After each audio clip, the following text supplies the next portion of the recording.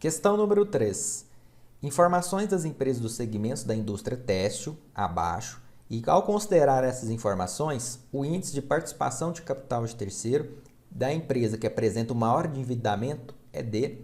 Então aqui ele dá uma série de informações, né, de empresas alfa, beta, gama, delta e epsilon, referente ali o patrimônio líquido e o capital de terceiro, né? Ou seja, referente às origens de recursos desse negócio.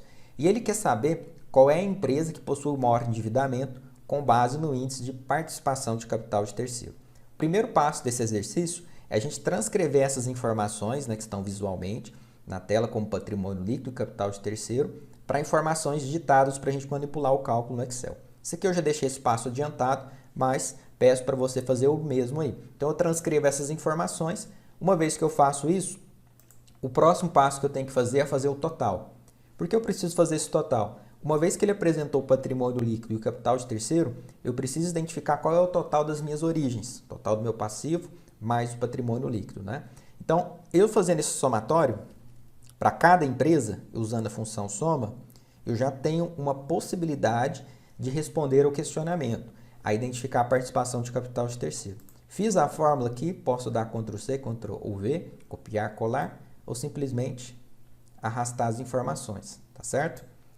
Aqui eu já vou arrastar para ele calcular. Então eu já tenho o total de origens, tem a origem de terceiro e tem a origem própria, né? Representado pelo patrimônio líquido, no caso, a origem própria. Para fazer a participação de capital de terceiro, eu vou fazer aqui a forma, que é o capital de terceiro, que é o passivo circulante e não circulante, já está somado, já está aglomerado aqui, né? Dividido pelo total de origens aqui. Se quiser, eu posso até colocar capital de terceiro, mais patrimônio líquido, passivo total, mais patrimônio líquido, que eu coloquei o total para a gente entender que eu estou somando os dois, tá? Faço essa divisão, ele vai dar esse coeficiente e replico para todas as outras informações.